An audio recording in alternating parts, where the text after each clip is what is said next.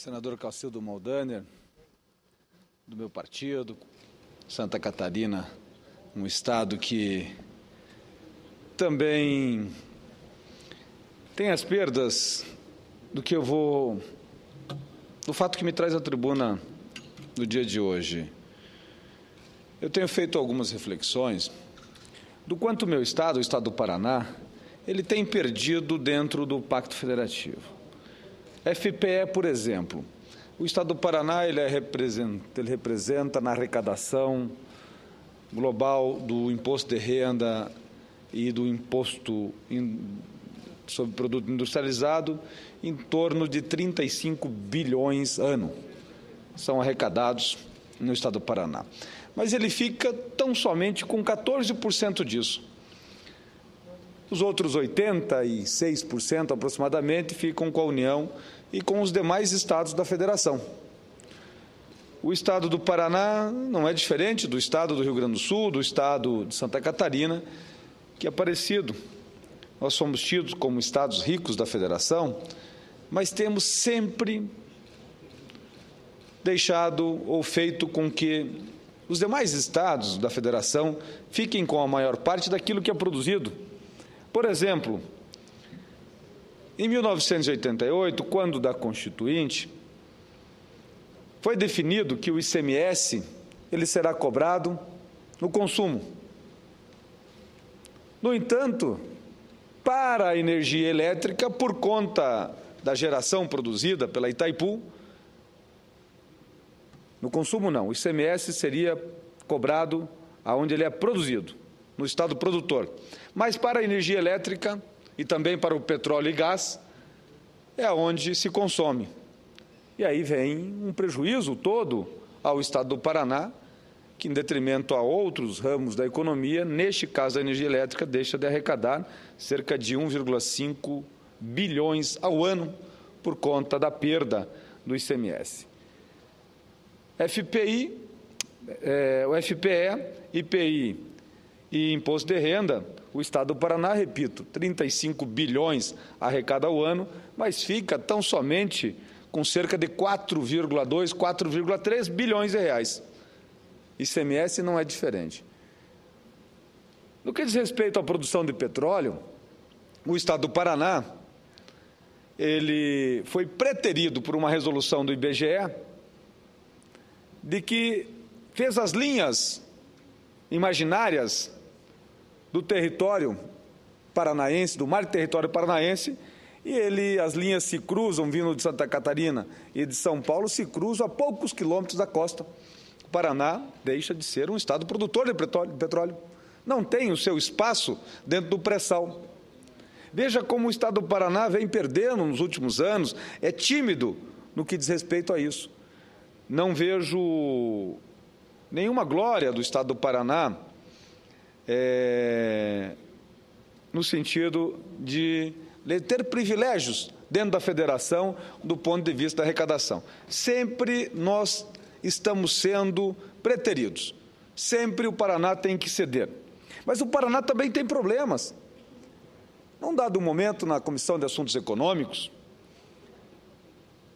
num projeto de lei de autoria do senador Sérgio Zambiase, ex-senador pelo Estado do Rio Grande do Sul, que trata da redefinição nas unidades federativas, das regiões brasileiras, aonde devemos tratar do desenvolvimento regional, aonde somente o Norte e o Nordeste são tratados de forma diferenciada e, às vezes, o Centro-Oeste.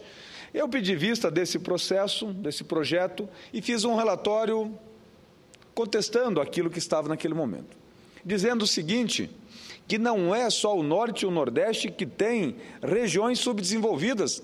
Nós temos regiões subdesenvolvidas também no Sul, no Sudeste, no Centro-Oeste.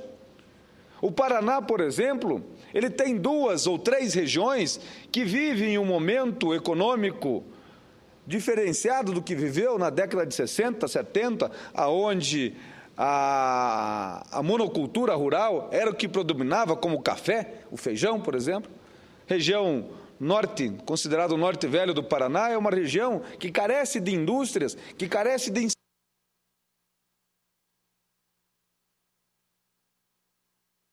Do Vale do Ivaí, senhor presidente, que é a região que eu tenho muito carinho, onde moram os meus pais, também é uma região, veja só o município de Ivaiporã, por exemplo, ele tinha, que é onde tem muitos e muitos imigrantes de Santa Catarina, a exemplo da minha família, que migrou no fim dos anos 40 de Santa Catarina para o Paraná, é uma região que esse município chegou a ter 80 mil habitantes no final dos anos 60, começo dos anos 70. Hoje tem 30 mil habitantes.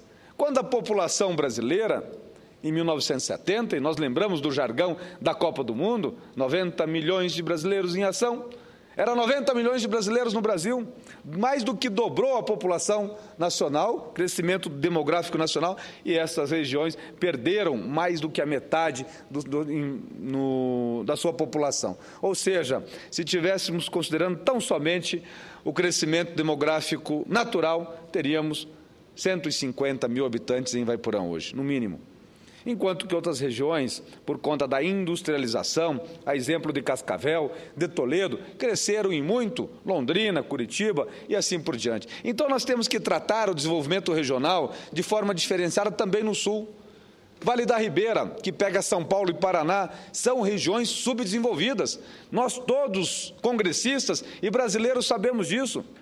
Então o que eu estou dizendo aqui, senhor presidente, é que temos problemas, sim, em todos os estados e precisamos de tratamento diferenciado. Agora, se vamos dar tratamento diferenciado a regiões que estejam estagnadas ou que estejam paradas e a regiões subdesenvolvidas, vamos olhar o país por inteiro. Eu tenho certeza que municípios do Vale da Ribeira têm problemas tão ou mais maiores do que municípios do Norte e do Nordeste. E por que eles não recebem, na mesma proporção, o FPM?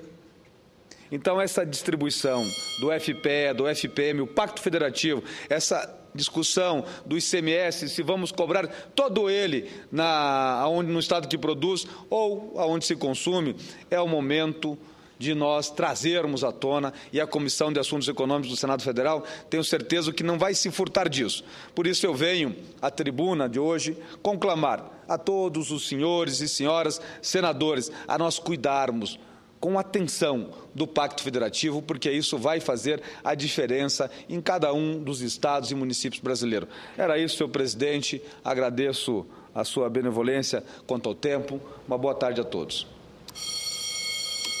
E a mesa se congratula com a